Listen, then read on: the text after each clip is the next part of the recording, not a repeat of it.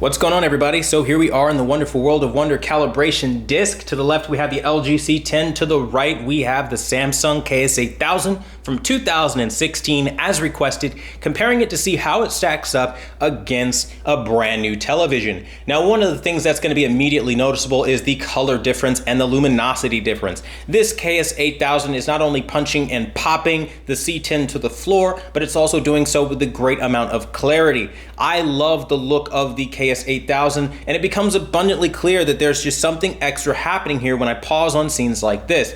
Now, obviously, there's going to be opinions on both sides of the conversation here, but you can't deny that this KS8000 is still alive and kicking in today's time period. When everybody's asking, should I just ditch my KS8000 and jump to the C10? Look at all the color you're getting on the C10, and look at all the color that you're getting on the KS8000. It's a world of difference. It really is. Now, what I'm going to do is show you also that I did the whole filmmaker mode thing. I'm in filmmaker mode for anybody that wants to know. So I took it out of the reference accuracy mode. I tried to dial in colors, juice them up a little bit, and this is honestly as good as I could get it. So with it being as good as I could possibly get it, this is where we are. So with that, we're just gonna keep going with this comparison. And again, hopefully it can provide some clarity as to, I don't know, what direction you should go in. I know a lot of people are really concerned about, new TVs coming out, being left behind and all that good stuff. If you don't care about HDMI 2.1, there's no reason to upgrade to the C10,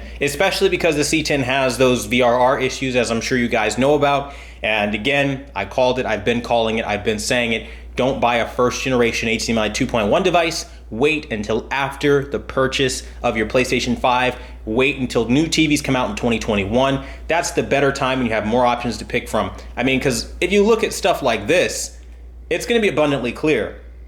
The KS8000 is winning, and it's winning by a massive, massive lead. To say anything other than that is a lie, because this TV has such a lack of depth on the C10 that it is just really sad. I mean, and colors being less vibrant and all that stuff. You wouldn't expect some 2016 edge-lit TV to beat an OLED, but it is. And it has, and it continues to do so. And this is the kind of stuff that time after time again goes completely unrecognized, unreported by all of these affiliate marketers that will try to tell you that when you go up against QLED, OLED has pixel level illumination. Listen, folks, you need more than black levels to show up to a conversation of a comparison, just like you need more than colors. What I'm looking for particularly, for anybody wondering, I'm looking for clarity, I'm looking for three-dimensionality, I'm looking for accuracy behind skin tones. Does it look like what it should, And honestly, as I look at both TVs, now both look good. They both have the depth, they both have the clarity, but it's just that extra kick from the color on the KS8000 that really keeps my eyes kind of going back over there a bit. But then also the C10 with the extra black levels are impressive as well. So again, they do weigh very similarly to one another, and it's going to keep going like that. Now, sadly, the C10 does struggle from a bit more on the black crush side of things, but that's just the way this TV was made. I don't think there's anything anyone can really do to offset a design flaw, if you will, because black crush is clearly evident in all of these screenshots that you've seen, all of these videos I've shown. And this isn't a new concept. Again, you can go look at my first black crush video. I've been talking about this for years, and it's still here. It's just you've got to work a little bit to get the black crush out, but once you do, you're good to go. Now, fortunately, in filmmaker mode, you can get some really accurate color without putting forth a ton of effort. So I think that's going to be really good to know for the average person who maybe doesn't have the funding after buying the C10 to do an extra calibration or what have you. I think that's going to be the difference maker for a lot of people. But honestly speaking, as I go to scene after scene after scene after scene, it's very clear how similar they are. Now, when you get to the darkest parts of an image, the OLED is taking the cake. Like when those rocks were showing there, it did look better on the OLED. And now as I look at both of these displays, it's obvious that the C10 does have the darker, richer shade of blue, but counteractively, it's way too close to what I'm seeing on the KS8000 in other areas like the yellows and things like that. And this is just stuff that I've managed to just pick out just in the short amount of time of doing this. But when we get to scenes like this, it becomes clear that the QLED has more contrast than the OLED, which, you know, you wouldn't think would happen. I mean, look at the Saturn rings. The Saturn rings are way more sharp and detailed, three-dimensional, on this edge-lit QLED than on this brand new OLED of 2020. That's the problem that I've been trying to point out to you guys. The colors fall together way better on this edge-lit to the right. And that's the stuff that, again, nobody's trying to tell you. Nobody's trying to tell you the image to the right is going to blow away anything the image on the left is putting out on the same scene. So it honestly is like, in some dark scenes, the stereotypical OLED benefit shows its head, and then you're like, wow, this is what OLED's really about. But then you can look like you have an entirely different TV and literally an entirely different scene.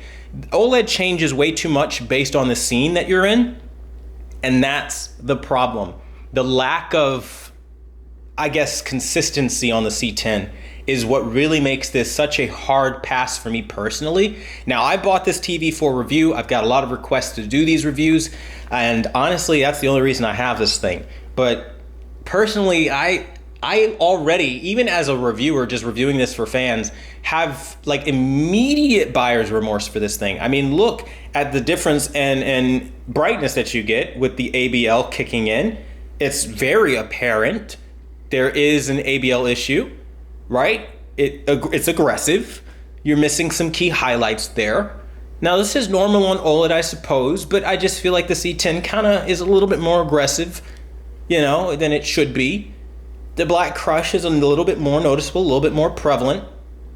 And I hate the lack of luminosity. That's the one thing that I keep honing in on like a dog with a bone. The lack of isolation between my highlights. That's the one thing that really is gonna bug me, more than probably anything else. Now, again, some people might see the black crush and think this is amazing. I don't have a problem with it. And if that's your case, great.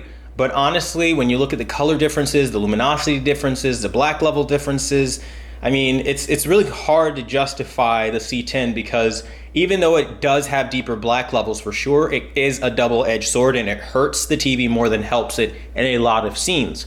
So, I mean, you guys are seeing right here. I made a video years ago talking about how, you know, the KS8000 has LG owners upset because they were really, back in that time period, attacking and defaming me for saying that this KS8000 defeated the LG B7 at that time period. Well, now here we are in 2020, a few years later, and it's doing the exact same thing because every year after that point, you all have been telling LG, you don't need to improve, you don't need to get better, there's nothing wrong with our TV, everything is fine. It's fine, it's perfect. Well, look at what that statement holds up towards an older TV. I mean, I have better shadow detail in her shirt. It's not crushing as much. Bolt has more luminosity around his eyes. The accuracy around the cloud, tonality, detail, three-dimensionality, all better on this edge-lit from 2016. And your TV to the left does have impressive depth in this particular scene, but you're lacking a lot of the clarity and the pop that you need to be having. And if there's one thing that I would love to drive home about the C10 is that it has a massive lack of pop. That's the big word I would use there. The clarity and the punch that you get out of this TV is just not what it should be, especially for SDR. Now, HDR on the LG C10 is what LG has always put out. It's pretty good. It's very good and even amazing in some areas. I have no complaints with the HDR on the LG C10. I think it's great, wonderful. We need more stuff like it. That's where LG actually bridges the gap between other displays. But the problem is everything that we possibly can view on the market is in HDR all the time. When you watch your football game, when you watch the news, when you watch TV shows over the air, through cable TV, when you're watching Hulu, that stuff's not in HDR, man. And that's the stuff that goes unreported. They want you to just pretend like everybody playing video games throws it in HDR. You're not playing Nintendo Switch in HDR. They don't care. You know, everybody wants to pretend like everybody's so excited for HDR and that's the only thing that matters. HDR is broken. There's no format. There's no single format, rather. And with that industry standard not being there, it leads to so many different interpretations of HDR, and we've seen some really broken stuff. So I'm not going to show HDR as this staple performance as to how the TV will look. I'm going to show you SDR, something everybody can just dive right into. So I just hope that explaining that will kind of clear that up. Now, also another problem with the LG C10, as I mentioned, is black crush. So you're going to notice in this scene in Pirates of the Caribbean that there is just a massive level of detail loss in Calypso's face. And that's something that I find very unfortunate, because as we pause right here, you can't see her lips as clearly, you can't see her chin as clearly, you can't see a lot of things as clearly. But what's really worse is when things get really dark and really challenging, like at the bottom there, you're not gonna be able to see it at the top there. As you see like really dark elements, it gets really extremely very grainy. If you have this movie, put it in the C10 and you'll see what I'm talking about. Grain starts to flicker and fizzle is the only way, almost like a soda pop. It just literally starts fizzling and bubbling, and you can see it quite visibly as the noise is moving around. And you know, people try to blame it on the, you know, pixel level illumination. I'm calling it because my Sony does not do it like that. And this is something that LG has to figure out. The noise issue on LG is too much. And that's really the worst thing about this TV. It gets really noisy and grainy, and it's just not the best with color saturation and accuracy, and that's the problem I have time after time again. Now, they can produce a beautiful image. I'm not saying that they can't, but I'm just saying overall, which one would you pick? The black crush is very real, and I know that a lot of people also know that as well. Now, we can play this game literally all day. I can tell you a million and one things about the C10 to look out for or to not look out for, but I think ultimately everybody already has their mind made up. The only reason I'm doing these comparisons now is to drive home the fact that you are being lied to by the mainstream people out there that are just trying to say, wow, the C10 is so great, the most ultimate TV, the best TV for PS5. This LG OLED C10 is the best TV for Xbox Series X and PlayStation 5. Like, everybody is seriously trying to pretend like when you're talking about PlayStation 5, Xbox Series X, the NVIDIA RTX 30 series graphics cards, like the 3090, the 3080, 3070, all that stuff, they want to pretend like the C10's immediately all you need to worry about. When you're an HDR movie watcher, the C10's all you need to worry about. When you're somebody that is looking for the best TV anyone can buy in 2020, they all run to the C10. And then I get these weird comments about people saying like, well, you know, you're the only one that has a negative thing to say about the C10. Everyone loves it. Everyone says it's amazing. So maybe you got a bad one, or you're just biased, or you're just the problem. I don't have a reason to lie to you or be biased. I want LG to win. Listen to that again. I genuinely want LG to win so that I can sit here and say, finally, guys, we've done it. After years of struggling through affiliate marketing bullshit and all of the lies, we won. We got a fucking fair push to get this shit fixed, and it got fixed. No sponsoring, no approaching us, we did it. But I can't say that because every year the CES Association slaps awards on this TV without verifying any claim or submission made. And every year, all of these affiliate marketers receive their commission annually from LG, like Vincent receiving VIP treatment to be an LG fanboy, and all these other guys that just sell out for the brand. Meanwhile, a TV from 2016, back again, when I was telling everybody to buy this TV, people that have it know and saw, but now I'm showing you it again. The KS8000 of 2016 is beating the shit out of the 2020 LG OLED C10. Just like it beat the shit out of the LG B7 back then that everybody claimed I'm a quack, I'm just making it up. I'm doing it just to hate on LG, to justify my purchase. I'm poor. That was the argument. I'm so poor, I can't afford these TVs, so I have to make them look bad. This is why I do these comparisons, to explain to you, you're missing things on the C10, like the luminosity over here, like the peak luminosity behind the reds, like the nice bright colors in the face, like the extra warmth to the general scene, the ambiance, all of it's being crushed down and it's really dark. The bird looks overly dark, the beak on the bird, the wings on the bird, everything's just overly dark for no fucking reason. And that's because that's what LG's algorithm is programmed to do, to make you think that it's more contrasty than it actually is, but it hurts some images. And that ultimately is why I do these videos. So I hope by putting this out there, this does some good for some of you guys. Again, I already know that there's a group of people that'll jump right up and immediately claim foul. They'll claim that it's just hatred for the sake of hating on LG, but there's a black crush problem. There's a lack of saturation. You need to be upwards of 65 on the C10 before you even experience color saturation worth a damn. And it shouldn't be like that. And so hopefully we can rally together and understand that. We can get it fixed. Even when you calibrate it, you know, you put this LG on 50 color if you want to. You put it on auto. I've already shown you guys what that looks like against an OLED that's not doing that like that. That's not cutting corners.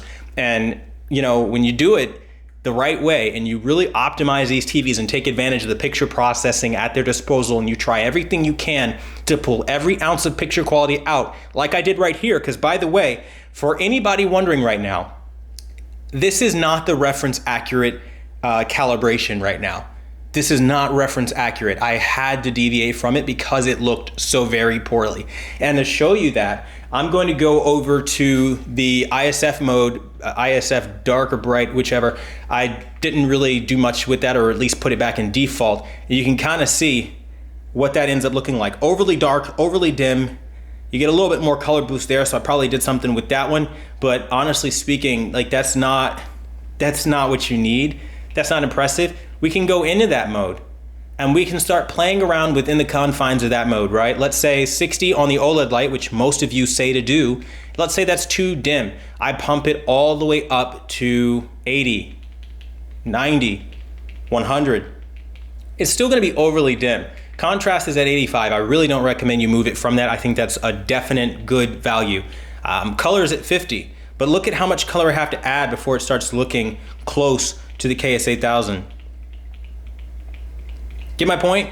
Like, I'm still revving, bro. Like, let's go back to like the very first chapter here, or the third chapter, where we had all those beautiful colors just going off all over the screen, okay?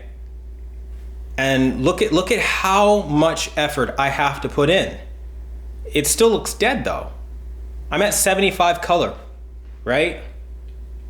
Should we go higher? Should we go to 80? Where do we start getting that level of pop that we're expecting?